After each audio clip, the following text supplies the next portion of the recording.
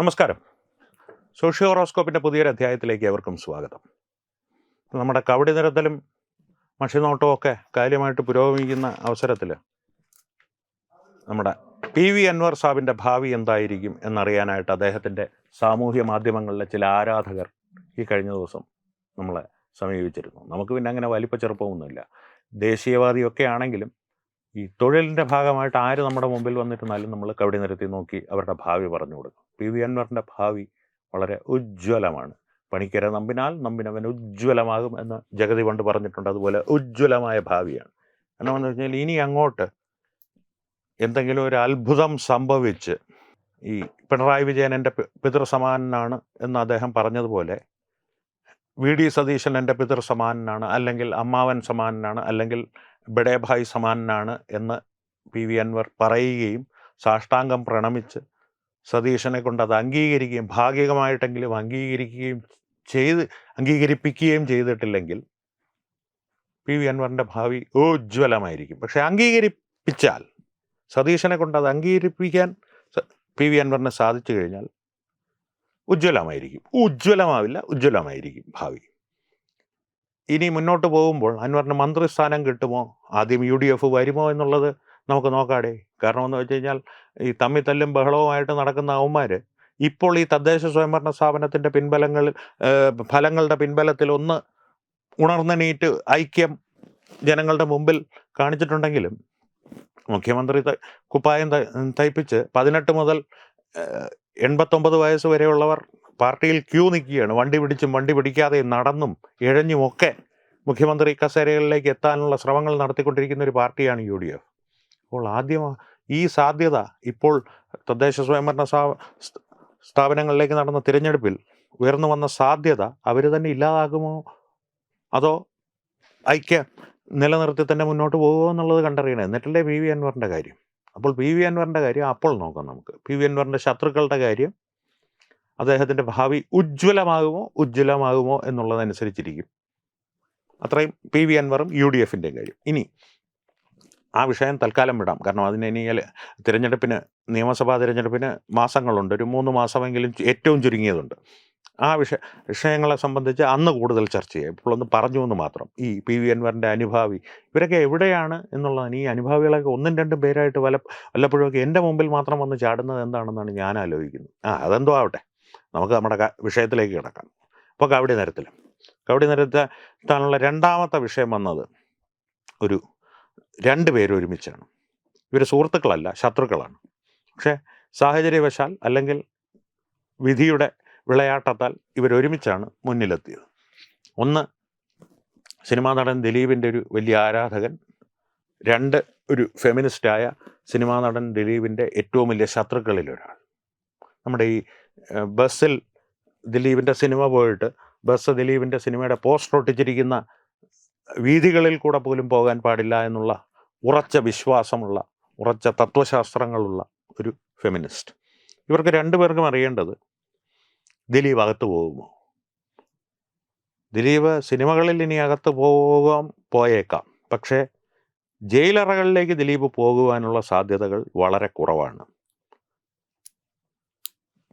അതിനൊരു ഇഫ് ഉണ്ട്, അല്ലെങ്കിൽ എന്താ പറയുക, പ്രൊവൈഡഡ്, എന്ത് കാരണവശാൽ എന്നുള്ളൊരിതുണ്ട്. പ്രൊവൈഡഡ് അത്ഭുതങ്ങളൊന്നും സംഭവിച്ചില്ലെങ്കിൽ. അത്ഭുതങ്ങളെന്ന് പറഞ്ഞു കഴിഞ്ഞാൽ ദിലീപിനെ ഞെട്ടിക്കുന്ന അത്ഭുതങ്ങളൊന്നും സംഭവിച്ചില്ല എങ്കിൽ, അതായത് ഇവർ ഈ ദിലീപിനെതിരെ പ്രോസിക്യൂഷൻ നിരത്തിയ തെളിവുകളെല്ലാം പലതും കെട്ടിച്ചമച്ചതും കള്ളവുമാണെന്ന് കോടതിക്ക് തന്നെ ബോധ്യമായി. അത് കോടതി വിധി ന്യായത്തിലൂടെ സമൂഹത്തോട് വിളിച്ചു പറയുകയും ചെയ്തു. അതിനപ്പുറത്തേക്ക് ഇനി എന്തെങ്കിലും സംഭവിക്കാനുള്ള സാധ്യതകൾ കുറവാണ് എന്ന് തീർത്ത് പറഞ്ഞപ്പോൾ ദിലീപ് ആരാധകൻ സന്തോഷത്തിലായി. പക്ഷേ നമ്മുടെ ഫെമിനിസ്റ്റിന് വലിയ വിഷമമായിപ്പോയി. എന്നാലും എന്തെങ്കിലും മാർഗമുണ്ടോ? ഇല്ല. അപ്പോൾ അടുത്തത് ഫെമിനിസ്റ്റ് ചോദിച്ചു, ഇയാളുടെ കരിയർ ഇനി നമുക്ക് ഒന്ന് തകർക്കാൻ നോക്കും. അതായിരുന്നല്ലോ നമ്മുടെ ഒരു ഉദ്ദേശം. കാരണം മലയാള സിനിമയിൽ സർവശക്തനായി വളർന്നുകൊണ്ടിരുന്ന ദിലീപിനെ പല കാരണങ്ങൾ കൊണ്ട്, ആ കാരണങ്ങൾ നമ്മൾ പലപ്പോഴായിട്ട് പറഞ്ഞിട്ടുള്ളതാണ്, അവയിലേക്ക് വീണ്ടും കിടക്കുന്നില്ല. അതായിരുന്നു ദിലീപിനെ തകർക്കുക എന്നുള്ളതാണല്ലോ നമ്മുടെ ഉദ്ദേശം. ആ ഉദ്ദേശം നടക്കുമോ പറഞ്ഞാൽ അത് നടക്കാനുള്ള സാധ്യത വളരെ കൂടുതലാണ്. കാരണം എന്ന് വെച്ച് കഴിഞ്ഞാൽ ഈ ഒരു 1711 പേജുള്ള വിധിന്യായം ഓരോ വരിയായിട്ട് നമ്മുടെ ജനങ്ങൾ എന്തായാലും വായിക്കാൻ പോകുന്നില്ല. പ്രബുദ്ധരെന്നൊക്കെ ഉള്ള പേരിലേ ഉള്ളൂ. അതുകൊണ്ട് നിങ്ങളിങ്ങനെ നിരന്തരമായിട്ട് ദിലീപ് കള്ളനാണ്, ദിലീപ് ഗുണ്ടയാണ്, ദിലീപ് രഹസ്യമായിട്ട് പ്ലാൻ ചെയ്ത് ഇതെല്ലാം ചെയ്യിപ്പിച്ചിട്ട് ഹണിയം വർഗീസ് ന്യായാധിപയ്ക്ക്, ബഹുമാന്യായ ഹണിയം വർഗീസിന് കൊട്ടക്കണക്കിന് കാശ് കൊടുത്ത് ഈ വിധിയിൽ നേടിയെടുത്തതാണ്, ദിലീപ് രക്ഷപ്പെട്ടു പോയതാണ്, അതിജീവിതയ്ക്ക് നീതി കിട്ടിയിട്ടില്ല എന്നൊക്കെ കുറേ കാലത്തേക്കും കൂടി പറയുക. ഒരു 6 മാസം മുതൽ 1 വർഷം വരെയുള്ള കാലഘട്ടങ്ങളിൽ കൂടി ഇതൊക്കെ കുറച്ചും കൂടി സെല്ല് ചെയ്യപ്പെടും, അല്ലെങ്കിൽ ജനങ്ങളുടെ ഇടയിലേക്ക് കുറച്ച് പേരെങ്കിലും അവ വിശ്വസിക്കും.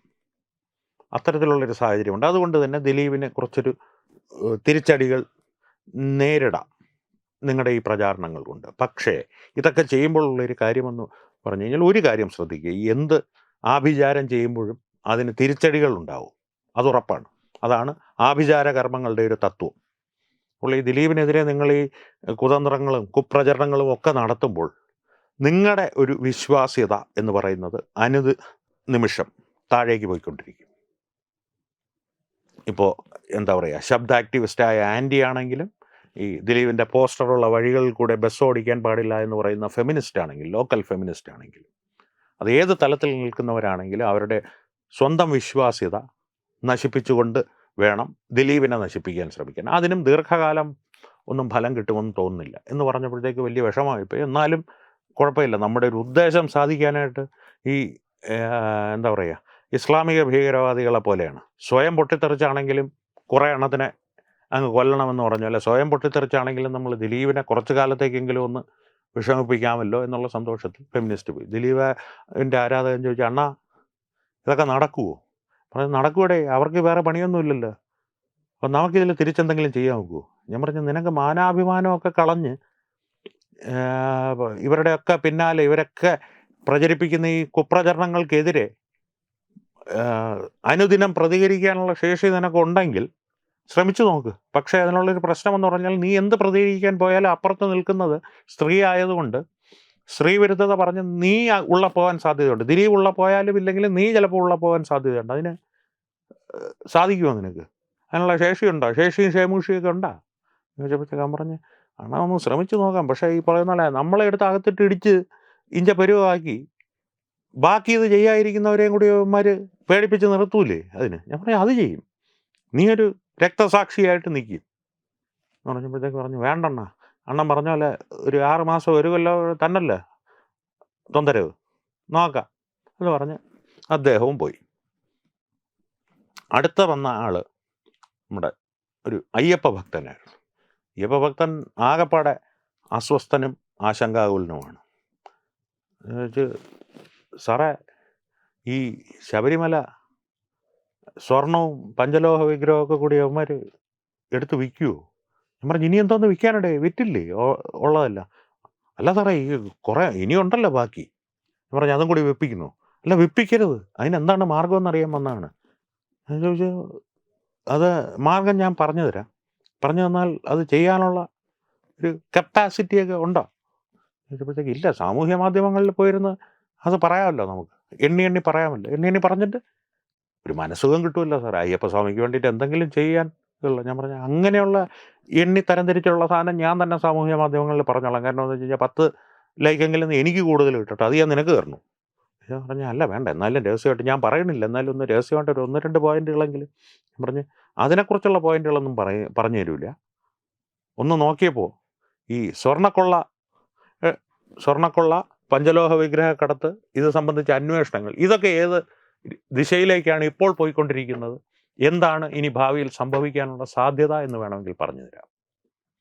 പറഞ്ഞാൽ അതെങ്കിൽ അത് ഉള്ളതാവട്ടെ, എന്തായാലും ഇത്രയും നേരം വന്നതല്ലേ, ഫീസും വാങ്ങിയിട്ട് നിങ്ങൾ ഇങ്ങനെയൊക്കെ കാണിക്കണം, മോശമാണ്. ഞാൻ പറഞ്ഞു, എന്ത് ചെയ്യാനാണ്, 10 കൊല്ലത്തെ പിണറായി ഭരണത്തിൻ്റെ കീഴിൽ ഞാനും പഠിച്ചു പോയി. വാഗ്ദാനങ്ങളേ ഉള്ളൂ, വാക്കായിട്ടിരിക്കണം, പ്രവൃത്തിയിൽ കൊണ്ടുവന്ന് നാറ്റിക്കരുത് എന്ന് പറഞ്ഞ പോലെ നമ്മൾ അങ്ങോട്ട് തരും, കിറ്റ് തരും, അത് വാങ്ങി ഭക്ഷിച്ചിട്ട് നമുക്ക് വോട്ട് ചെയ്തോണം. നമ്മൾ അങ്ങോട്ട് തരുന്നത് എന്താണോ അത് സ്വീകരിച്ചോണം എന്നുള്ളതാണ് നമ്മുടെ ഇപ്പോഴത്തെ നയം. അല്ലെങ്കിൽ നീയൊക്കെ കൂടി പിണറായിയെ താഴെ ഇറക്ക്. അപ്പോൾ പറഞ്ഞു, പകരം സതീഷിനെ കയറ്റണം.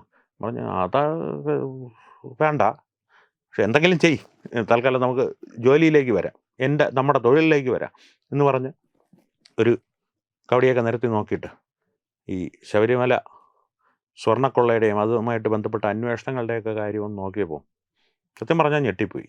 അയ്യപ്പസ്വാമിയെ ഞെട്ടിയിരിക്കുകയാണ്. അപ്പോഴാണ് നമ്മൾ വെറും ചീള് കേസായിട്ടുള്ള നമ്മൾ ഈ അന്വേഷണത്തിൽ നടക്കുന്ന SITയുടെ മേലിൽ ശക്തമായ സമ്മർദ്ദങ്ങൾ പല ഭാഗത്തു നിന്നും ഉണ്ടാകുന്നുണ്ട്. അപ്പോൾ അതിനെ ഒഴിവാക്കാനായിട്ട് ഇനിയിപ്പോൾ കേന്ദ്ര ഏജൻസികൾ വല്ലതും അന്വേഷിക്കണം. ED വന്നിട്ടുണ്ട്. പക്ഷേ ED മാത്രം ശ്രമിച്ചാൽ അത് നടക്കുമെന്ന് തോന്നുന്നില്ല. CBIയോ അങ്ങനെ എന്തെങ്കിലും ഒരു അന്വേഷണ ഏജൻസി വേണ്ടി വരും. അത് ഇനി കോടതികളും കേന്ദ്ര സർക്കാരും ഒക്കെ കൂടി തീരുമാനിക്കേണ്ട കാര്യം. അതവിടെ നിൽക്കട്ടെ. അപ്പോൾ പറഞ്ഞു വന്നത്, ഗോവർദ്ധൻ ഒരു ദുരൂഹമായ സാഹചര്യത്തിൽ പെട്ടെന്ന് ഉയർന്നു വന്നൊരു വ്യക്തിയാണ്. പുള്ളിയെ SIT ഈ അന്വേഷണങ്ങൾ വഴിതിരിക്കുവാൻ വേണ്ടി സമ്മർദ്ദങ്ങൾക്ക് വഴങ്ങി കൊണ്ടുവന്നൊരു പ്രതിയാണ് എന്ന് പലരും ആരോപിക്കുന്നുണ്ട്. അത് സത്യമാണോ അല്ലയോ എന്നുള്ളതൊന്നും നമുക്കിപ്പോൾ അറിയാൻ സാധിക്കില്ല. ഞാൻ പറഞ്ഞല്ലോ, അത് കവടി നിരത്തി നമുക്കറിയണമെന്നുണ്ടെങ്കിൽ കേന്ദ്ര ഏജൻസികൾ വരണം. ഇനി മറ്റൊരു കാര്യം, ഈ ഗോവർദ്ധൻ പറയുന്ന പല കാര്യങ്ങളും, അതായത് ഇപ്പോൾ വന്ന് പറയുന്നതെന്ന് പറഞ്ഞു കഴിഞ്ഞാൽ സ്വർണ്ണപ്പാളികളും സ്വർണവും മാത്രമല്ല, പഞ്ചലോഹ വിഗ്രഹങ്ങൾ വരെ ശബരിമലയിൽ നിന്ന് കടത്തിയിട്ടുണ്ടെന്നുള്ളതാണ്. അയ്യപ്പസ്വാമിയുടെ വിഗ്രഹം ഒറിജിനലാണോ എന്നുള്ളത് പരിശോധിച്ചാൽ അറിയാം. പരിശോധിക്കപ്പെടുമോ എന്നുള്ളത് രാം ജാനെ, ദൈവത്തിനറിയാം, തമ്പുരാനറിയാം എന്നാണ് കവടി നോട്ടത്തിൽ കാണുന്നത്. പക്ഷേ ശബരിമലയെ സംബന്ധിച്ചുള്ള വിഷയങ്ങൾ എന്തായാലും ഉടനെ കെട്ടടങ്ങാൻ യാതൊരു സാധ്യതയുമില്ല. ED വന്നിട്ടുണ്ട്, പുറകെ CBI വന്നേക്കാം. തന്നെയുമല്ല, ഒരുപാട് കാലങ്ങൾക്ക് മുമ്പ് പണ്ട് ശബരിമല ക്ഷേത്രത്തിന് തീയിടപ്പെട്ടിരുന്നു. അത് സംബന്ധിച്ചുള്ള വിവാദങ്ങളും വീണ്ടും ഉയർന്നു വരികയാണ്. അതിൽ ആ തീയിട്ടത്, അല്ലെങ്കിൽ ആരെങ്കിലും തീയിട്ടതാണോ, സ്വാഭാവികമായിട്ട് അഗ്നിബാധ ഉണ്ടായതാണോ എന്നുള്ളതെല്ലാം അന്വേഷിച്ച്, തീയിട്ടതാണെങ്കിൽ ആര് തീയിട്ടു എന്നുള്ള വിഷയങ്ങളെക്കുറിച്ച് ഒക്കെ അന്വേഷിച്ച് ഒരു കൃത്യമായ ഉത്തരങ്ങൾ നൽകണമെന്ന് ഡോക്ടർ V. സുഭാഷ് ചന്ദ്രബോസ് ഉൾപ്പെടെയുള്ളവർ ആ ആവശ്യങ്ങൾ ഉന്നയിച്ച് മുന്നോട്ട് വന്നിട്ടുണ്ട്. ആ വിഷയങ്ങളും വരും ദിവസങ്ങളിൽ ചൂടുപിടിക്കാനുള്ള സാധ്യതകൾ വളരെ കൂടുതലാണ്. അതുകൊണ്ട് ഇനി നിയമസഭാ തിരഞ്ഞെടുപ്പിലേക്ക് നമ്മൾ അടുത്തുകൊണ്ടിരിക്കുകയാണ്. ഇത്തരം വിഷയങ്ങൾ ഒരു വോട്ട് ബാങ്കിനെ ലക്ഷ്യമിട്ടാണോ ഉയർത്തുന്നതെന്ന് ചോദിച്ചു കഴിഞ്ഞാൽ, വോട്ട് ബാങ്കിനെ ലക്ഷ്യമിട്ട് ഇത്തരം വിഷയങ്ങൾ ഉയർത്തപ്പെടാം. പക്ഷേ ഇത്തരം വിഷയങ്ങൾ ഉയർത്തപ്പെടേണ്ടേ എന്ന് ചോദിച്ചു കഴിഞ്ഞാൽ വേണം. കാരണം ശബരിമല എന്ന് പറയുന്നത് കേരളത്തിൻ്റെ സ്വത്തല്ലേ, അല്ലാതെ കാരണഭൂതത്തിൻ്റെ വീട്ടിൽ നിന്ന് കൊണ്ടുവന്ന സ്വത്തല്ലല്ലോ, അല്ലെങ്കിൽ അദ്ദേഹത്തിൻ്റെ പിതൃപിതാക്കന്മാർ സമ്പാദിച്ച സ്വത്തല്ലല്ലോ, മരുമോൻ്റെ കുടുംബത്തിൽ നിന്നും കൊണ്ടുവന്ന സ്വത്തല്ലല്ലോ, വിഡ്ഢി സതീശൻ്റെയും ഒരു വീട്ടിലെ സ്വത്തല്ല, ആരുടെയും സ്വത്തല്ല, പൊതു സ്വത്താണ് കേരളത്തിൻ്റെ. അതിനെ സംബന്ധിച്ചുള്ളത് നമുക്ക് അറിഞ്ഞേ തീരൂ, ഉത്തരങ്ങൾ കിട്ടിയേ തീരൂ. കിട്ടുമോ എന്നുള്ളതാണ് പ്രധാന ചോദ്യം. ഇതൊന്നുമല്ല പ്രധാന ചോദ്യം, ഈ ഉത്തരങ്ങളൊക്കെ നമുക്ക് കിട്ടുമോ? വീണ്ടും പറയുന്നു, തമ്പുരാൻ അറിയാം. നമസ്കാരം.